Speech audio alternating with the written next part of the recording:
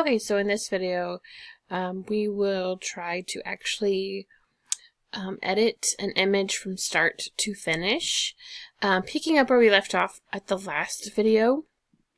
So we're going to go back to this same gallery, and in this image we have already made the adjustments that we liked in Lightroom. So we're going to go ahead and right click here, and we're going to edit in Photoshop and let that shoot over to Photoshop here. And so from what I'm going to do here is I'm going to choose any actions that I want, make any adjustments that I need to, and slap on any type of presets or anything like that that I might think would be good, as well as incorporate a sky overlay. So the first thing I'm going to do is I have these actions, and these are the ones I sent out an email I think last week. And included in that was a action called Twinkle Eyes. If you select on that action and press the play button right here, it tells you, gives you this little pop-up that says to try to keep it around 70% opacity, and I'll show you how to do that. So just press continue. Now you can see that there's a copy of the image down here, and it kind of creates a what's called a mask. And so you can click on multiple things. You want to make sure that the mask is clicked on. And you see here that the mask is black, which means in order to use the mask, you need to change your brush. We're using the brush tool to white. And we're going to zoom in real quick. Go back to the brush tool. And I'm going to start coloring in where I want the Twinkle Eyes action to work. Now, Twinkle Eyes is a sharpening tool, and I need to make the opacity up here all the way to 100 so I can kind of see where I'm at. And you can see as I'm brushing it, it's really sharpening it. I like to use the Twinkle Eyes tool on hair, like that. I'm going to put it in her bow. Then I'm going to right click and take my brush size all the way down, and I'm going to use on the eyes and sharpen up the eyes. Like so. And you can see under this eye here, it's like there's white lines, and that's because I got out of line. So I'm going to press the X button, switch back to a black brush, and because our mask is black, then we will just brush in those spots again and clean that up. And then go back to the white. I also like to brush over like rings, jewelry, to make them more sharp as well. Now this doesn't look bad when you look at it like this, but once it's printed, if you don't change the opacity, the eyes will be really sharp and it looks really fake and genuine. So we're going to go ahead and change that down, pull that back down to a 70. Sometimes it's a little bit more, sometimes it's a little less. I don't care about being exact, but so now we've done our sharpening on what we want, and we're going to hit Control Shift E to flatten our image. So that basically just sets in the sharpening tool that we just used, and it just makes it part of the image. Now I'm going to I'm not going to do the overlay in this video. I'll do a separate video for that. So I'm going to go ahead and do a action, and this is from my separate action set, but the one I sent out for Oh So Posh actions, which is what right here, has tons of really gorgeous actions, but I'm going to use one that I've been using on this set already. So, and I think it was Warm Morning that I was using before, so we'll try that.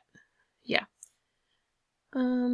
Nope, actually it wasn't. It was Cinnamon. I was using Cinnamon. I'm lying. Okay, so go back to Cinnamon in there. So, as you can see, Cinnamon is really overdone for this particular image. But the nice thing about this is we can switch it all up and change it to our liking. You've got a whole bunch of different settings here that allow you to within the Cinnamon action, all these right here, that you can tweak and make it your own. So if you click on this top one here, which looks like it's a color balance, and change the opacity of that, you can kind of see it makes changes to the image. Not enough to really make a difference though, so I'm just going to leave that at 100. You can change the tone, which does make a little bit of a difference. Kind of has an overlaid color to it, and I'm going to take that back down to about a 50 just to take some of this super saturation out. Then there's the light, and we're going to pull some of that light down because it's really blown out up here with that light. Then there's the contrast, which I think I'm going to go ahead and just leave the way it is and change that when I go back over to Lightroom. The sun leak, you can change as well, make it less or more. If you do, there's like little eye shapes over here. If you just click on them, you can turn that particular function on and off. And I like the light leak over here. I think it just creates a warm, fuzzy feeling for the image. Then there's the color flow for Cinnamon, which is this really, magenta and greens popping out. And so I'm going to adjust that because I want it in there. I just don't want quite that much in there.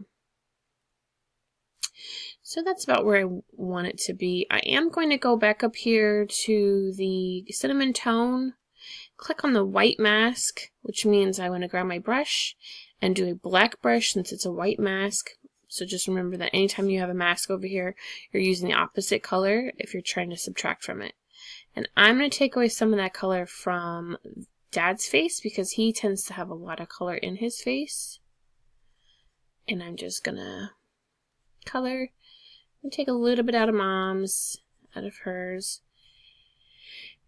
Maybe a little bit out of Little Precious here. And definitely out of their hands because you'll see Mom's fingers look really pink, really reddish.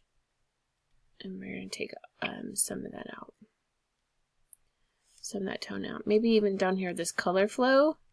See what that does by taking some of that out. Yeah, that takes some out of his shadows and makes him look a little less red in the shadow. And then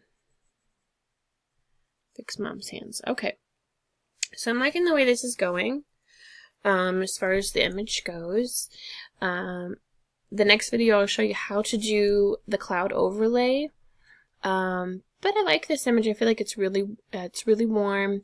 I know that when I do videos, it does change the way the image looks. It doesn't look quite as saturated, so don't judge it there. But that's just how you are going to change and work with the actions in Photoshop.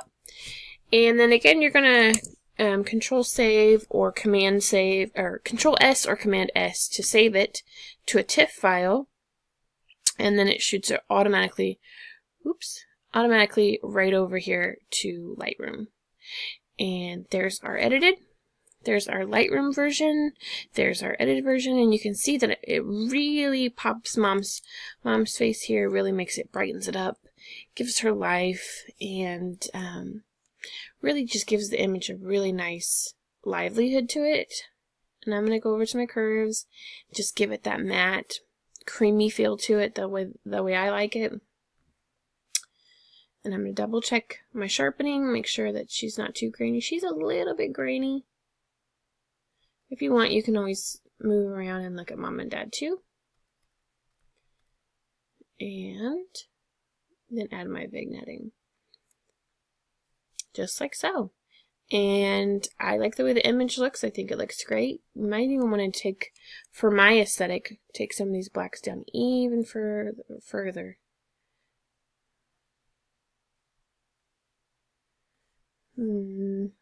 Let's see. We're going to take the shadows up and the blacks down just a little bit. We'll keep the whites right there. There we go. I like that. That's good. So that's the image that I want to put out for my client. I also happen to know how these clients like their images as well. And I think this is something that they would like, and this would go in their home with their decor.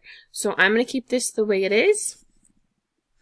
and I'm going to quickly show you, because I got about 5 minutes left. I'm going to go ahead and right click on that same image and create a virtual copy.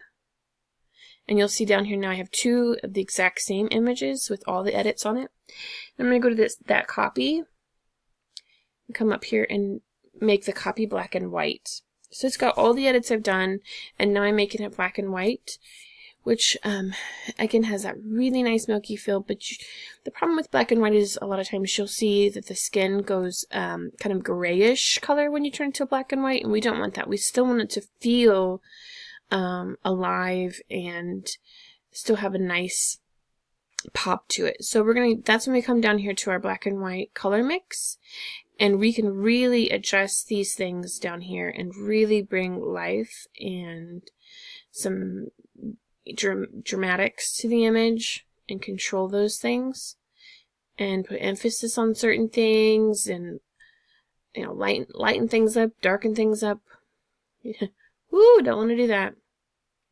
And really just make sure that the image has a really nice pop to it. So you can add more blacks or more shadow. You can pop more white because it's a little different in a black and white. And you can add more vignetting in a black and white. So there it is. That's a black and white that I like. And it was really easy. So you just come up here again to your basic, hit black and white. It'll transform the image to black and white.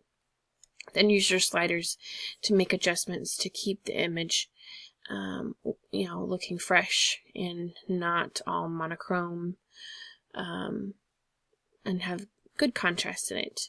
And again, you can check your sharpening, but we should be fine there. And then your vignetting. And there you go. Now you have a great black and white image and the color image. So here's the original, then the color, then the black and white. Perfect.